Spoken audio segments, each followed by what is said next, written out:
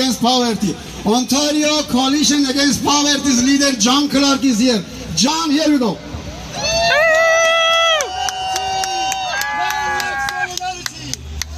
Thank you.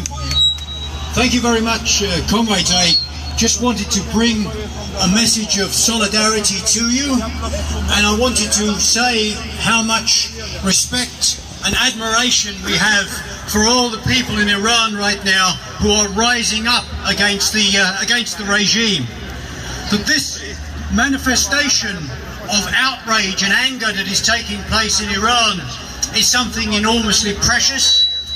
Looking at any of the reports, it is clear that what is rising up is the oppressed depths of the population, rising up against injustice and fighting back. And they are creating clearly a political crisis for the governing regime with their incredible resistance and with their incredible courage in the face of the most murderous repression. And when people stand up and fight under such conditions, it is enormously clear that something very, very important is happening in a society, that people are struggling for their right to a future, something incredibly precious.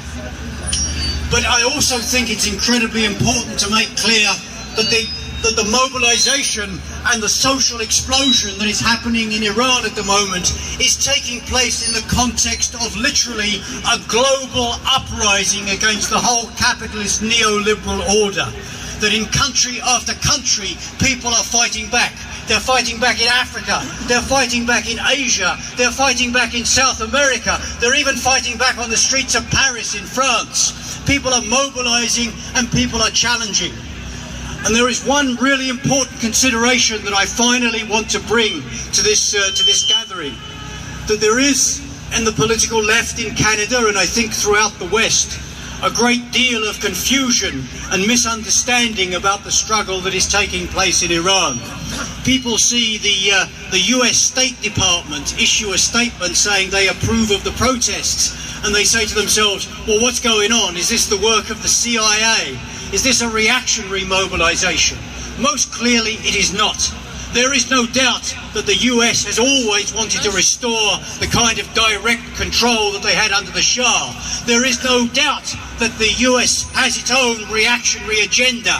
There is no doubt that they hope to link up with the monarchists and create a right-wing mobilization in Iran. But that's not what is taking place. This is a working class mobilization that is taking place amongst the poorest people.